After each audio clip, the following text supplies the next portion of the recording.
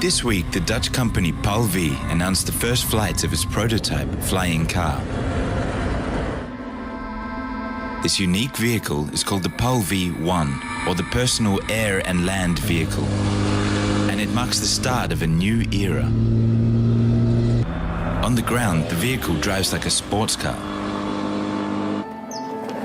Within minutes, its rotor is unfolded and its tail is extended. Then it is ready to take off thanks to the advanced gyrocopter technology. With these successful test results, it's proven that it is not only possible to build a flying car, but also that it can be done within existing international rules for both flying and driving. Having passed this important milestone, the company is now inviting investors to join them in creating the future. The next step will be the design of the first commercial production model of the PAL-V, and first deliveries are expected in 2014. For 100 years, people have been dreaming of a flying car, and many attempts have been made to realize this dream, but now it has truly become a reality.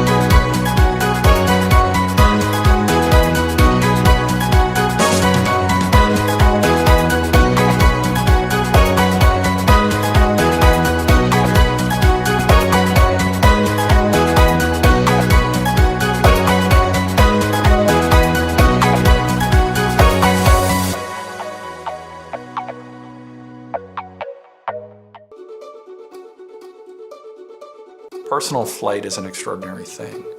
It's something that we've all dreamed of. That's why the company is called Terrafugia. It's not about the transition, it's not about the first product. It's about the movement of humanity up off of the ground and to make better use of flying.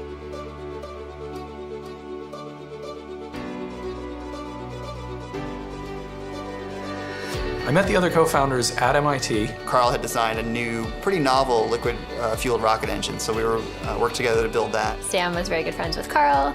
He introduced me to Carl through the MIT rocket team, which was a lot of fun. It was another student group that Carl had actually founded. I asked Carl one day, what are we going to do after we graduate? And he said, let's build flying cars. He thought about it for a minute or two and said, yeah, I guess we can do that. That was probably the point in time that was the beginning of Terrafugia.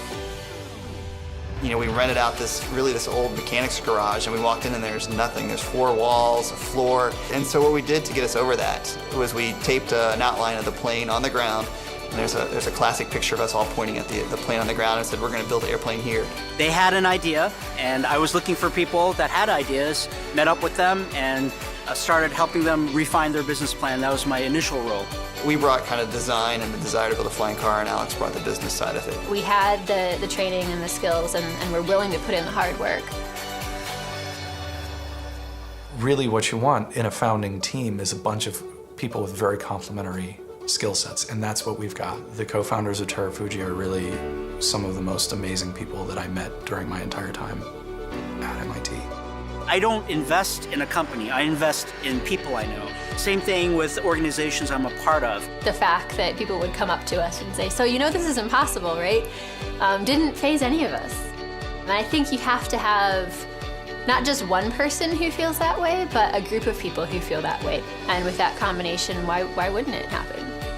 We do plan to be the forefront of the flying car industry. We want to be the first one to break on that market, and then we want to lead it.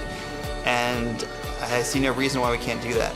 Everybody that shows up at work here today is part of that now. This is something we're going to make happen. The technical challenges aren't a bad thing. As an engineer, that's what we do. We solve problems. And those all culminate, in finally building an aircraft, or in our case, a flying car that flies and drives. The reason that I wanted to found Terrafugia is because I want to help people fly. What could be better than walking into your driveway, getting your flying car, flying to work? No traffic, no speed limits. We want to make a mark on this world, and this is a way that we can do it. We have the technology at our fingertips to change the way we all get around.